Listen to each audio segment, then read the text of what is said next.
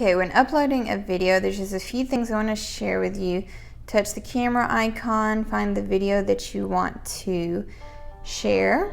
This was a testimonial video I did with keeping up with Mrs. Harris. Her name is Megan Harris. First off, you do have the option to share widescreen. So to do that, you just touch those two arrows right there, and if it was a widescreen video, which this one is not, it would then shrink it down to you for widescreen, so it won't cut things off. But since this is a square video, I'm good. I don't need to mess with that. Then I touch next, and you do have the option of choosing a filter, and sometimes this really does help if your lighting is not maybe where it should be. Also, black and white, if you're just doing something like, you know, about your dog or your kids, black and white is always a great way to make it stand out and be dramatic, even if it maybe wasn't filmed in the best circumstances. If you would like to trim, all that means is that you don't do the whole video. Then you will tap on the video you want to trim, and you have these two black handles, and you can turn them in on either way.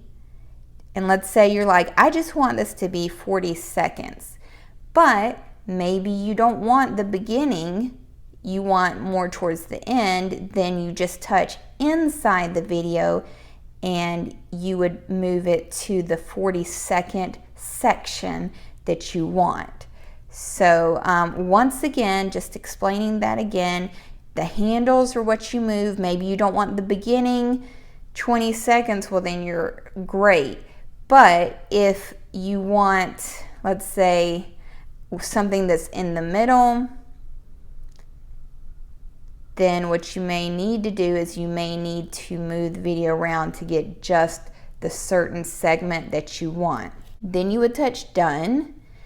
And if you have more time in your 1-minute video, you could actually add on a different clip. I've never done that because I just prefer to make sure it's polished and everything, but you definitely have that option. Now, let's go back to filter and just change that to what it normally is. Okay, the biggest thing I want you to take from this is the cover. Make sure you always set your cover. I forget to do this all the time, and I will literally go back and just delete the video and repost again, which is a waste of time, but I wasn't smart. So the cover is basically what will be seen on your IG screen. So you really want to make sure that it's something that flows with your IG feed and is also representative of the video.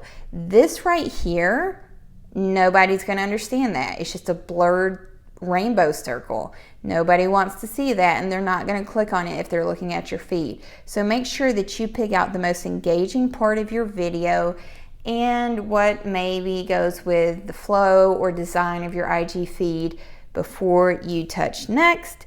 And if volume is not something you want, maybe something weird was going on in the background, your husband was watching a soccer game, then make sure to turn off the volume. But if you do want it, keep it on.